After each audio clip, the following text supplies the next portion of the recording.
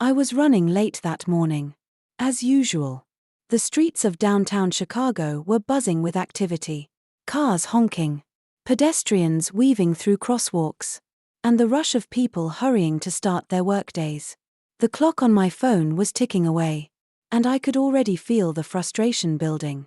I knew I'd be late for my shift at the office. And my boss, Mark Roberts, was not someone who tolerated tardiness. But then, something happened that would change the course of my day, and my life. As I rounded a corner, I heard something that stopped me in my tracks. A boy's desperate cries echoed from a narrow alleyway. The sound of pure fear that chilled me to the bone. I didn't even think twice. My feet moved of their own accord, propelling me toward the noise. As I got closer, I could see them. 2 men, rough-looking, their faces masked with intent, were dragging a small boy, no more than 10 years old, toward a van parked at the edge of the alley. The boy was fighting them, his cries growing louder with every step. My heart pounded, a surge of adrenaline flooding my veins. I had no idea what I was walking into, but the decision was already made. I rushed toward them, shouting, "Hey, what are you doing? Let the boy go." The 2 men froze for a moment, startled by my sudden appearance. In that split second, I closed the distance between us, pushing past the initial hesitation. One of the men turned to face me, a sneer spreading across his face. But there was fear behind his eyes too. They weren't expecting a confrontation. "Get out of here, buddy. This doesn't concern you," one of them growled. But I couldn't back down now. I stepped closer, planting myself firmly between the boy and the men. My mind raced. But in that instant, all I could think about was getting him out of there safely. "It does concern me. Let him go. Now." For a brief moment, the men seemed to hesitate, uncertainty flickering in their eyes. Maybe they didn't expect someone to actually step in. Or maybe they saw the determination in my own. They didn't have time to think things through. Though, one of them lunged toward me, and without really thinking, I shoved him back. The other man lunged at me as well. But I was faster, pushing him away with all the force I could muster. The boy, terrified but now aware of the change in the situation, took the chance to scramble free, running toward the end of the alley. "Get out of here," I shouted at him. "Run." The men cursed under their breath. But by then, they had already realized they weren't going to win this fight. They exchanged one last glare at me, their eyes full of malice, before retreating toward the van and disappearing down the street. I stood there for a moment, heart racing, breath coming in short gasps. The alley was eerily silent now, save for the faint echoes of the boy's footsteps as he ran to safety. I couldn't quite believe what had just happened. I had risked my life for a stranger's child. But that boy's life had been hanging by a thread. And now, somehow, it was safe. I turned quickly and jogged after the boy, my mind already thinking of the next steps. I found him a few blocks away, sitting on a bench, his face streaked with tears. His hands were shaking. He looked up at me, wide-eyed and confused, as if he couldn't quite process the events that had just unfolded. "Hey, you okay?" I asked gently, sitting down beside him. He nodded but didn't speak. He was too scared. "Where are your parents?" I asked, my voice soft. He sniffed, wiping his nose with the sleeve of his jacket. "I don't know. I got lost," he said, his voice barely a whisper. He was terrified, and I could see the confusion written all over his face. I knew I had to get him to safety, but I had no idea where to start. After a moment's pause, I pulled out my phone and dialed the police. It felt surreal to be calling them over something like this, but I knew I had no other choice. When Officer Reynolds answered, I explained the situation quickly. "There's a boy here. I just saved him from being kidnapped. He's okay, but he's lost. I need help." Within minutes, Officer Reynolds and another officer arrived. They reassured the boy, telling him everything would be okay. As they began to take down details, I watched quietly, a feeling of relief washing over me. The boy, Tyler, was no longer in immediate danger. I knew the police would take care of the rest, getting him back to his parents, ensuring the kidnappers were caught. But a small part of me lingered on the scene, hoping for a happy ending. As I watched Tyler, still shaking and unsure, I couldn't help but think about my own daughter, Emma. What if it had been her? What if someone hadn't stepped in to save her? My heart ached for this boy, and my thoughts turned to the life he was about to go back to, a life of safety, of warmth, and of family. The police assured me they would take over from there, and I quietly left the station, my mind still racing. I had been late for work. Yes, but I had done the right thing. The weight of that decision settled heavily in my chest as I made my way back toward the office. I knew I might face consequences, but the memory of Tyler's tear-streaked face reminded me that there was something more important than a job, and that was doing the right thing, no matter the cost. I arrived at the police station, my mind still grappling with the events of the morning. The image of the boy, Tyler, his wide eyes full of fear, kept replaying in my mind. I couldn't shake the feeling that I had narrowly avoided something much worse, something that could have haunted me forever if I hadn't intervened. But as I walked into the station, I saw that Tyler was in good hands. Officer Reynolds, a calm and experienced officer, was speaking gently to the boy, trying to get him to relax. "Hey, Tyler," Officer Reynolds said, his voice soothing. "You're safe now. We're going to take care of everything. Do you know where you live?" Tyler shook his head, his lips trembling. I don't know. I was just walking to the park. And then, they grabbed me." The fear in his voice made my stomach twist. This little boy had been through more than any child should ever have to experience.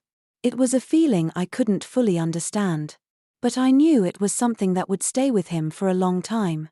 Officer Reynolds continued, "That's okay, Tyler. We'll figure it out. I need to ask you a few questions. All right? Just tell me what you remember." Tyler nodded slowly, still unsure. He wasn't speaking much, but I could tell from his body language that the officer's calm presence was helping. He felt safe now, and that made all the difference. As Officer Reynolds worked with Tyler, I stood back, watching the interaction from a distance. It struck me how important it was for the boy to feel heard, to feel like someone cared enough to ask him about his experience. So often, we rush through situations like these, focusing on the logistics, the facts, the next step, without considering the emotional toll it takes on someone. But in that moment, Officer Reynolds showed what true empathy meant. He wasn't just gathering information, he was offering Tyler a chance to process the trauma, to find his voice again after such a harrowing experience. I could hear snippets of their conversation as Officer Reynolds carefully asked Tyler about the men who had tried to take him. Tyler described them as best as he could, his voice shaking as he recalled their faces. It wasn't much, but it was enough for the police to start piecing together the details. I could tell they were already putting together a plan to track down the kidnappers. And soon enough, an alert would be sent out. Tyler would be safe. And that, at least, was one burden lifted. "Thank you," I said softly, turning toward Officer Reynolds after he finished his conversation with the boy. He gave me a brief nod of acknowledgement but didn't speak right away. Instead, he glanced toward Tyler, who was now sitting quietly on a chair, still a little shaken, but more composed than before. "You did the right thing, Jason," Officer Reynolds said. "A lot of people wouldn't have acted like that. You saved this kid's life." The words hit me harder than I expected. In that moment, it wasn't about the police or even the office I was supposed to be at. It was about the fact that I had made a choice that morning, a choice that had made all the difference for a little boy whose life could have been irrevocably changed. I nodded slowly, unsure of what else to say. The weight of the situation hung heavy in the air, and though I knew the police would take over from here, A small part of me couldn't quite let go of the responsibility I felt toward Tyler. After all, I had been the one to pull him from the edge of something awful. That was a bond that couldn't be broken easily. As I sat in the waiting area, watching Officer Reynolds continue his work, I let my thoughts drift. The hours were ticking away, and I could already hear the faint whispers of doubt creeping into my mind. I was late for work. I was going to face consequences for this decision. But the more I thought about it, the clearer it became. No job, no paycheck, no deadline could ever outweigh the importance of saving a life. Tyler was going to be okay, and I, for all the stress and fear I felt, was at peace with the choice I had made. It wasn't until I walked through the front doors of the office that the weight of my tardiness truly hit me. The sterile hum of the fluorescent lights and the cold, clinical feel of the building felt distant, disconnected from the urgency of the morning. I was late, an hour late, and I could already sense the tension in the air. The usual buzz of conversation and the clattering of keyboards seemed muted as I approached the reception desk, where Karen, the receptionist, offered me a tight smile. "Morning, Jason. You're late," she remarked, her voice barely hiding the concern. "Yeah," I replied, forcing a grin. "I had a bit of an emergency." I didn't go into detail. Not yet. There wasn't time for that. But I could feel the subtle disapproval in Karen's eyes. The way she glanced at the clock and then at me, as if expecting some sort of apology. I wasn't sure if she knew I'd been saving a child's life. But even if she did, I wondered if she would understand. I made my way to the open office area, where I could already see my boss, Alan, pacing back and forth, his brow furrowed, his arms crossed tightly over his chest. Alan was the kind of manager who thrived on order, on deadlines, on schedules. There was no room for mistakes or delays in his world. And today, I had made one of the biggest mistakes I could have made in his eyes, being late. "You're late," Alan said the moment he saw me, his tone sharp and accusing. "I know," I said quietly. "I'm sorry." He didn't respond right away, just stared at me with a mixture of disappointment and frustration. After a moment, he spoke again, his voice tinged with irritation. "Do you have any idea how much damage this causes? Jason, do you have any idea how much this messes up the team's entire schedule?" I opened my mouth to explain, but Alan wasn't finished. "I don't care what your reasons are. You should have planned better. Jason, this isn't the first time this has happened, is it? And it's certainly not the first time I've had to pick up your slack." I swallowed hard, but I kept my eyes focused on his. "I understand," I said, trying to keep my voice steady. "But today was different. Something happened, and I couldn't just walk away." Alan's expression softened for a fraction of a second, but it was gone before I could grab hold of it. "You need to get your priorities straight, Jason. This job isn't a hobby. It's how we pay the bills." His voice had become clipped, as if he were exhausted by the conversation already. I wanted to tell him what had happened. I wanted to explain that I wasn't just late because of bad time management. I wanted him to understand that a child's life had been at risk, that I had done something important. But I knew that wouldn't change anything. Alan wasn't the kind of man who appreciated heroism in the face of duty. I stood there in silence, letting the weight of his words settle over me. My stomach churned as I thought about how much I needed this job. How much I needed the paycheck to pay for Amora's treatment, to keep food on the table, to keep a roof over our heads. I had no choice but to accept whatever consequences came my way. "You can go to your desk," Alan said curtly, dismissing me with a wave of his hand. "But know this, one more slip-up, and we'll have to have a serious conversation about your future here." I nodded, swallowing the lump in my throat. I wasn't sure if I'd be able to keep this job much longer, but I had no other choice. For Amora, I had to try, no matter the cost. As I sat down at my desk, the hours dragged by. Every click of the keyboard, every email I sent felt mechanical. Like I was just going through the motions. I had become acutely aware of the tension in the office. Of the way people were looking at me. I could feel the whispers. The judgment. But none of that mattered. I had saved a child's life. And no matter what happened here at work, that was something I could hold on to. That, at least, was worth more than any reprimand or missed deadline. The police station was a blur of activity when I arrived. But the moment I stepped through the door with Timmy at my side, a wave of relief washed over me. It was as if the weight of what I'd just done could finally be lifted. If only for a moment. The tension that had filled the air since I'd heard the boys' screams and chased off the kidnappers began to ease as the officers took over. Their professionalism quickly putting me at ease. Officer Thompson was the one who approached us.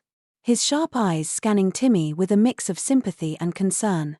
He'd been calm and collected when we arrived, taking in the details of the scene. His voice steady as he reassured the frightened child. "Hey, buddy. You're safe now," Officer Thompson said, crouching down to Timmy's level. The boy still looked shaken, his small hands clutching the hem of my jacket as though he were holding on to the last thread of safety he had. His eyes were wide, terrified, as if he hadn't yet come to terms with the danger he'd just escaped.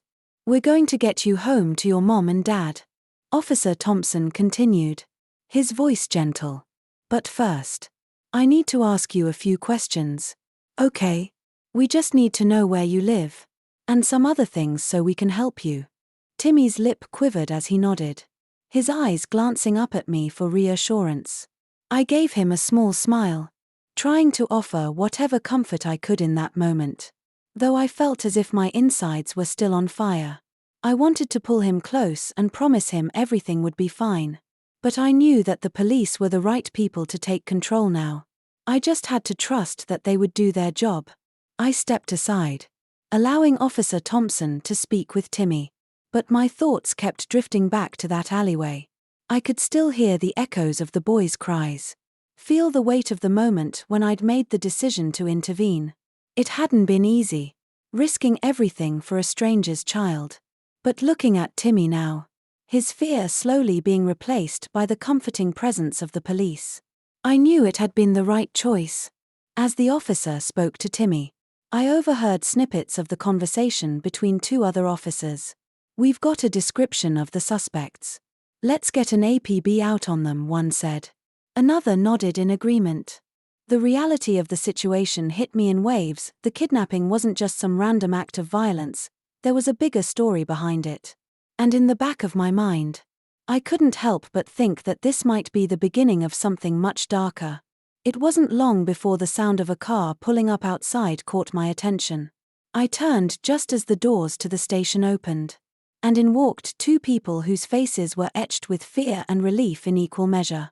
Timmy's parents. I could tell right away that they were his parents. The look in their eyes, the desperation, and the instant recognition that their son was safe. It was a moment of pure, unfiltered emotion. They rushed to Timmy, and before I knew it, the boy was in his mother's arms, crying and hugging her as if he had never wanted to let go. His father, overwhelmed with relief, stood by his side, rubbing his back in a quiet display of support. "We've got him, Mr. and Mrs. Parker," Officer Thompson said, stepping back to give them some space. "He's going to be okay." The Parkers looked at me, and in their eyes, there was a profound gratitude, one that went beyond mere words. Mrs. Parker reached out, her voice trembling. "Thank you," she said, her voice breaking. "You saved him. You saved our son." I could barely speak, my throat tight with emotion. All I could do was nod, fighting to hold back the lump in my throat. It had been a spur-of-the-moment decision to help Timmy. But seeing the look on his parents' faces, seeing the gratitude and relief that came from knowing their son was safe, it made the risks, the dangers, and the consequences seem so small in comparison. As the police continued their work in the background, and as the Parkers held their son tightly, I couldn't help but feel a deep sense of satisfaction. Timmy was safe. He was going home. And in that moment, That was all that mattered. But even as I turned to leave, I knew that this story wasn't over. What happened today would stay with me forever. And whatever came next, I had learned something profound, that life sometimes asks us to make impossible choices. And in those moments, we must decide whether to act with courage or to walk away. Today, I chose to act. And I was glad I did. The hospital smelled of antiseptic and a sterile coldness that always sent a chill through me. It was a place I had come to know all too well over the past several months. As I walked down the hallway, the sounds of bustling nurses and beeping machines faded into the background, replaced by the soft murmur of my own thoughts. Each step I took felt heavier than the last, as though I were carrying the weight of the world on my shoulders. Amora was my world, my daughter, the light in my life, and yet, the source of all my worries. At just 6 years old, she had already been through more than most people would in a lifetime. Leukemia. The word still sounded foreign to my ears, like something from a far-off nightmare that I couldn't escape. The doctors told me it was treatable, that there was hope. But those words only meant so much when I watched her go through the endless cycles of treatments. Hair loss, fatigue, and the sadness in her eyes that she could never quite hide. When I pushed open the door to her room, the first thing I saw was her bright, hopeful face. Despite everything she had endured, she still had that infectious smile. It was a smile that could light up the darkest of days. And when she saw me standing there, her eyes sparkled with recognition. "Dad," she exclaimed, her voice full of energy despite the exhaustion that clung to her small frame. Her pale, delicate hands reached out to me, and I rushed to her side. Taking her in my arms, I kissed her forehead. A gentle, lingering kiss, as though I could transfer all my love and strength to her in that moment. "How are you feeling, baby?" I asked, sitting beside her bed. I took her hand in mine, the warmth of her touch a comfort to my soul. "I'm okay, Dad," she replied, her voice still carrying that innocent, childlike optimism. But I could see it in her eyes. The exhaustion, the weariness. She was tired. And who could blame her? It was a battle she didn't choose, one that she was too young to understand fully. I looked at her, trying to mask my own pain, trying to be strong for her. But inside, my heart ached. Every time I watched her go through another round of treatment, every time she felt nauseous or too weak to play, it was like a dagger in my chest. I wished I could take her pain away, wished I could carry the burden for her. But all I could do was be there, hold her hand, and remind her that we were in this together. "You know, I did something today," I said, trying to change the subject, trying to bring some light into the room. "I saved a little boy." Her eyes widened in curiosity, the childlike wonder still alive in her despite everything. "Really, Dad? You saved a boy? Like a superhero?" I chuckled, trying to keep my emotions in check. "Well, not exactly like a superhero," I said, brushing a strand of hair from her face. "But I did help a boy who was in trouble. He was scared. And I made sure he was safe. I didn't want to let him down." She smiled, her tiny hand squeezing mine. "You're a hero, Dad," she said simply, as if it were the most natural thing in the world. And in that moment, with her words ringing in my ears, I realized something important. It didn't matter that I wasn't some grand hero, saving the world or fighting evil. What mattered was that I was doing what I could, with the little strength I had left, to be there for the people I loved. Amora, Timmy, and now the Parkers, they were all counting on me in their own way. And maybe, just maybe, that was enough. The hospital room suddenly felt a little less cold. There was warmth in her words, in her belief in me, even when I didn't feel strong enough to believe in myself. I squeezed her hand back, not knowing how I was going to make it through the challenges ahead, but knowing that I would because I had to. For her. For all of us. As I sat there, watching Amora drift off to sleep, I couldn't help but think about the choice I had made earlier that day. Saving Timmy had been a spur-of-the-moment decision. But maybe it was a reminder of something greater, that even in the darkest of times, there was still hope, still love, and still a chance to make a difference. It wasn't always easy, but I had to keep going. For her. For me. For everyone who needed me. The sun had begun its descent when Matthew and Laura Parker arrived at my apartment that evening. They'd insisted on coming by to thank me in person for saving their son, Timmy. I wasn't sure what to expect. But their visit had more than a simple gratitude behind it. It wasn't just about the life I'd spared that day. They had seen something in me. A strength I didn't always recognize within myself. I had never been particularly good at accepting praise. I wasn't used to the spotlight. And I wasn't the kind of person who sought it. I had a job, a daughter, and a whole lot of bills. That was my reality, and everything else felt like an afterthought. Still, I couldn't deny the warmth in my chest when they knocked on the door, their smiles as genuine as I had ever seen. "Marcus, it's so good to see you," Laura said as she walked in, her arms opening for a brief hug. She looked like a woman who had everything together, someone who had the perfect family life. But I knew better than to judge by appearances. "Thank you again. For everything you did for Timmy," Matthew added, shaking my hand with a firm grip. He looked me in the eyes, as if searching for something more in me, something beyond what I showed the world. He had that kind of intensity about him, a man who saw through the surface, who saw potential in others even when they didn't see it in themselves. "It's no problem at all," I muttered, uncomfortable under the weight of their admiration. I just did what needed to be done. They exchanged a look, and I could tell something more was coming.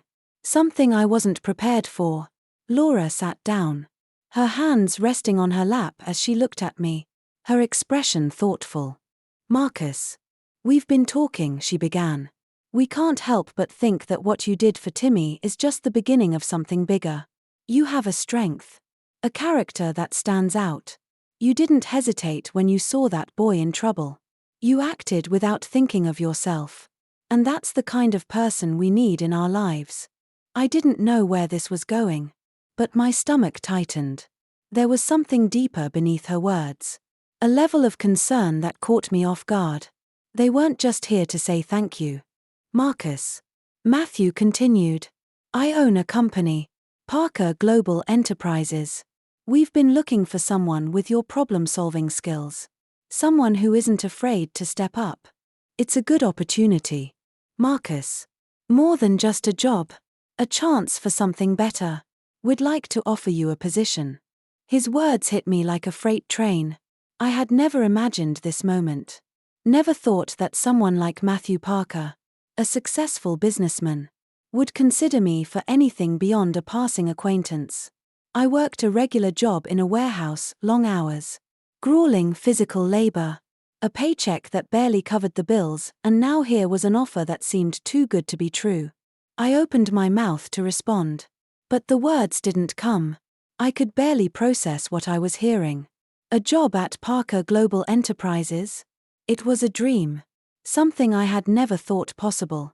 But my life, my circumstances, were so far from the kind of world they inhabited.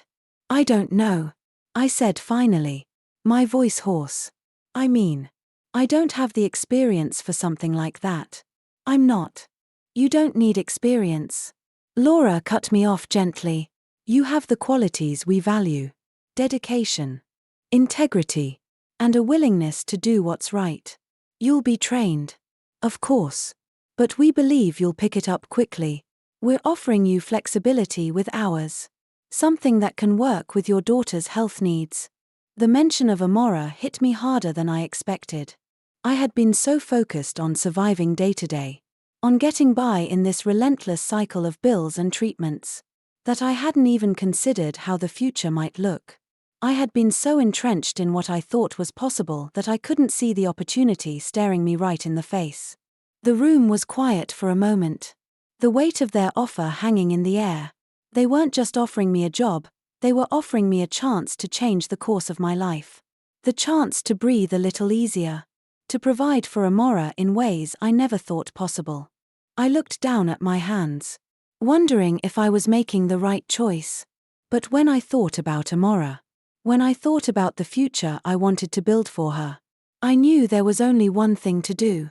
I'll do it, I said, my voice stronger than I expected. I'll take the job. Matthew and Laura exchanged a smile, and I could see the relief in their eyes. It wasn't just gratitude, it was a genuine sense of connection, of belief in me. I could hardly believe I was saying those words. But deep down, I knew this was a turning point. It was time to stop living just to survive, and start living for something better. For Amora. For the future. The next day, as I walked into the office of Parker Global Enterprises, a mixture of excitement and apprehension gnawed at me. The offer had felt like a dream when I accepted it. But now that I was here, in the glossy, modern building that was a far cry from the warehouse where I'd spent the past several years, the weight of it all began to settle on my shoulders. I was given a tour of the facility by Cynthia, the manager who would be overseeing my transition into this new role. She was sharp, professional, and had an air of confidence that made me both intimidated and motivated. We passed sleek workstations, vibrant conference rooms, and employees who seemed to glide effortlessly from task to task. I couldn't help but feel like a fish out of water. "This is where you'll be working," Cynthia said, pointing to a small desk at the edge of the main floor. "It's a team-based environment. But we trust you'll catch up quickly. You've got a good head on your shoulders. We'll be here to guide you." She gave me a smile that felt genuine, but there was a hint of uncertainty in her eyes, as if wondering how long it would take before I fell into stride. I couldn't blame her for doubting. I had never worked in an office before, never dealt with anything beyond physical labor. The spreadsheets, the reports, the high-paced meetings, I was going to have to learn it all from the ground up. As I sat at my new desk, a sense of unease washed over me. The world I had entered was intimidating, and it seemed like everyone around me had been doing this for years. But there was a fire in me now, a sense of purpose that I hadn't felt in a long time. My daughter, Amora, was at the center of everything. She needed me to succeed. This job wasn't just a way out of my old life, it was a lifeline. For the first time in a long time, I felt like I was actually building something that mattered. The first few days were tough. I stumbled through meetings, struggled with jargon I didn't understand, and felt out of place in an office where everyone seemed to know exactly what they were doing. But something kept me going. Amora.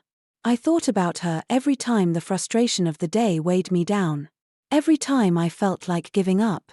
I reminded myself that I wasn't doing this for me. I was doing it for her. To give her a better life. One afternoon, Cynthia stopped by my desk. She had that look in her eyes, the kind that said she had something important to say. "Marcus," she began, "I've been keeping an eye on your progress. I know it hasn't been easy, but you've been putting in the work. I want you to know that it hasn't gone unnoticed." I looked up at her, surprised. I had expected nothing more than a passing acknowledgement.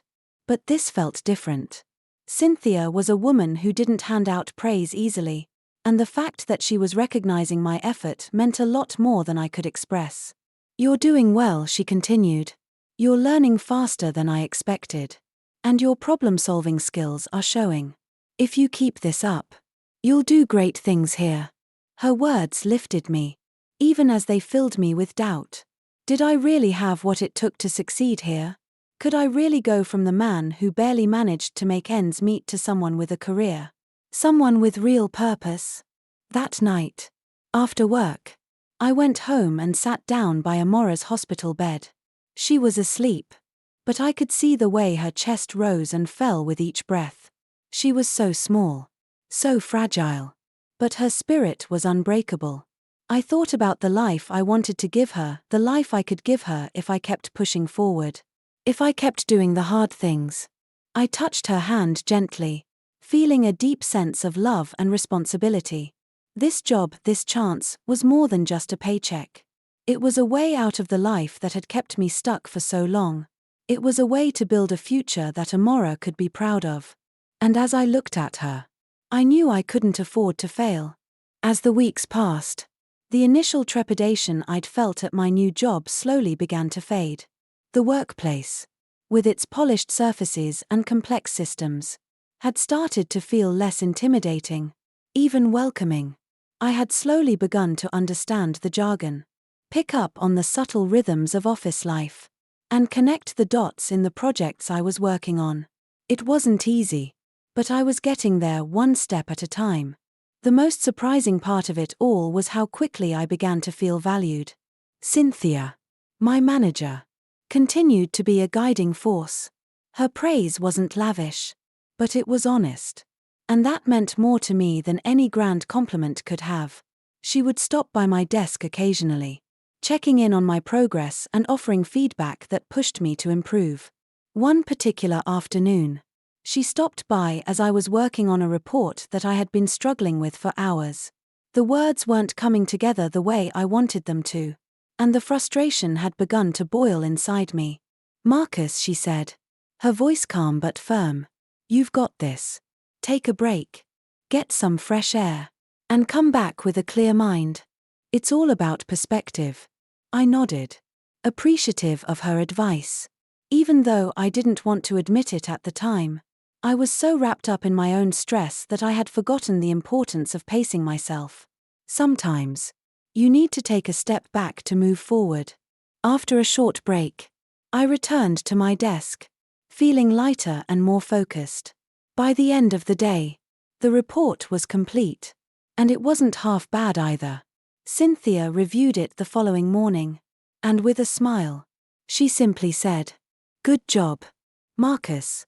Keep it up." That little phrase meant more to me than she could know. It was validation that I was not just a beginner fumbling through unfamiliar territory. I was becoming part of this world. I was becoming someone who could succeed. Work began to flow more smoothly. I was no longer the new guy who needed constant guidance. I still had much to learn, but I was beginning to make a real impact. The projects I contributed to started to show measurable results. And the team, once hesitant to rely on me, began to trust my instincts. But the real turning point came when I was given a lead role on a new project. It was a huge step for me, something I hadn't expected so soon. Cynthia explained that she had been impressed with my progress and wanted to see how I'd handle a more significant responsibility. It was daunting, but I knew that this was the moment I had been working toward. I spent late nights poring over the details, making sure everything was perfect. I reviewed each part of the plan carefully, determined not to let my team down. When the project was finally presented to the higher-ups, I was both nervous and excited to see how it would be received. Cynthia stood by me, offering support and quiet encouragement as the meeting began. The response was overwhelmingly positive. I had delivered what was expected of me, and then some. Cynthia gave me a nod of approval as the meeting wrapped up, and I could see a hint of pride in her eyes. She had always pushed me hard, and now, I realized, it was because she believed in me. Back at home, I couldn't wait to tell Amora about my success. Even though she was still undergoing treatment, I had started to see small but significant improvements in her health. Her energy levels were higher, and she was starting to smile more often. It was hard for me to believe that just a few months ago, our lives were defined by uncertainty and fear. As I sat beside her hospital bed that evening, I couldn't help but reflect on how much had changed. I had a career now, a real one. I had a purpose, a direction. And though the road ahead was still full of challenges, I knew I wasn't walking it alone. I had the love of my daughter, the support of my new colleagues, and the confidence that comes with having made it this far. In the quiet of the hospital room, I made a silent promise to Amora. I would continue to push forward. I would continue to build a future for us, no matter what it took. The weeks continued to pass with a pace that felt both steady and unpredictable.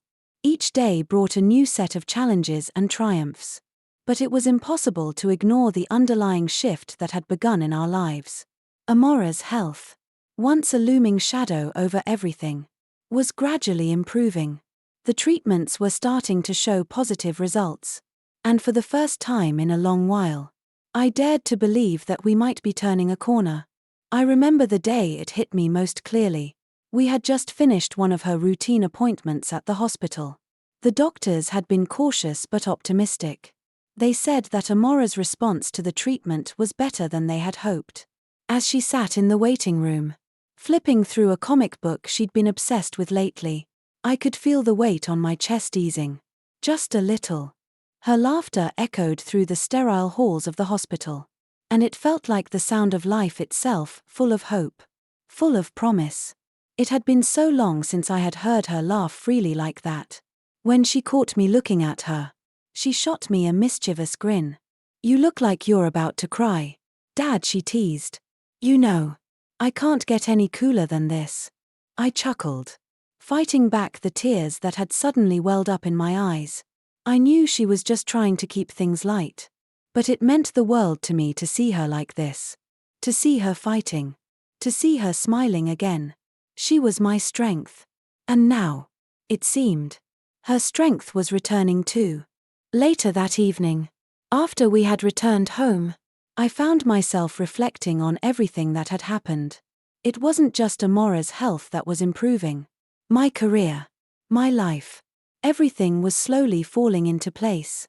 But the most profound change had occurred within myself.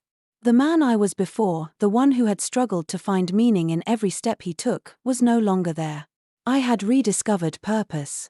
Not in the paycheck or the job title, but in the love I had for my daughter and the life I was building for us. I hadn't forgotten the boy I had saved. Timothy. In fact, every now and then, I thought about him and his family, wondering how they were doing. I was still amazed by the simple but powerful way in which that moment had shaped everything that followed. If I had walked past that alley, if I had stayed focused only on my job, who knows what would have happened? But I hadn't. I had made a choice that day that altered the course of my life and, I hoped, his too. And as if life had a way of bringing things full circle, I received a call from Timothy's parents one afternoon. It was Laura Parker, Timothy's mother, calling to check in on Amora. She had heard about her progress from the hospital, and she was so moved by how far Amora had come. "I've been thinking about you and your daughter a lot lately," Laura said, her voice warm but tinged with emotion. "You know, we'll never be able to fully thank you for what you did. You saved Timothy's life." I tried to downplay it, brushing it off as just something I did because it was the right thing. But Laura insisted on meeting me for coffee to express her gratitude. I agreed, even though I knew the only real thanks I needed was seeing my daughter happy and healthy again. The day we met at a small cafe near the hospital was one of those moments where everything seemed to align. We talked about everything: our families, our hopes, our struggles, and, of course, the deep bond we shared over what had happened. Laura shared stories of how her son was thriving, how his smile had returned, and how they were looking forward to celebrating his upcoming birthday. Before we parted ways, she took my hand and looked me in the eye. "If you ever need anything, Marcus, we're here. You've done more for us than you'll ever know." Those words, those simple, heartfelt words, filled me with a sense of peace I hadn't known before. There was a quiet strength in them, a reminder that no matter how difficult the road may seem, there are always moments of connection, of love, that make it worth walking. As I headed home that evening, I thought about everything: the changes, the challenges, and the blessings. Amora's recovery was just the beginning of something new for us. A new chapter filled with the promise of better days. And with each step forward, I realized that, at last, we were moving toward a future that wasn't defined by fear or uncertainty, but by hope, love, and the resilience that had always been inside us. As time went on, Each of us found our own way of interpreting the events that had unfolded. The impact of that one decision, the decision to intervene, to step outside of what was safe and familiar, had rippled out into the lives of everyone involved. And in the quiet spaces of reflection, we each came to our own profound realizations about life, love, and the things that truly matter. For me, the lesson was clear. Life, no matter how difficult or uncertain, always offers us choices. Sometimes, we have to take a step into the unknown, even when it feels uncomfortable or risky.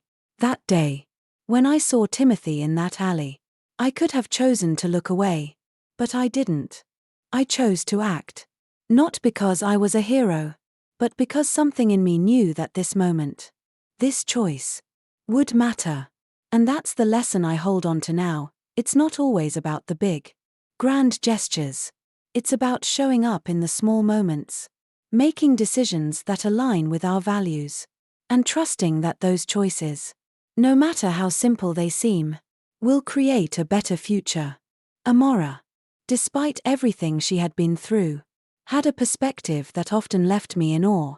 She was a young girl, but her wisdom, born out of hardship, was profound.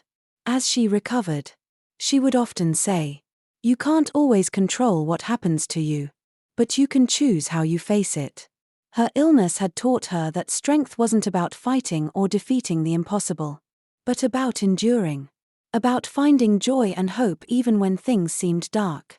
Her lesson was one of resilience. She learned to see beyond the illness, to appreciate the little victories and the beauty of every moment. And now, as she continued to grow stronger, it was clear that her strength came not from the absence of pain, but from the grace with which she carried it.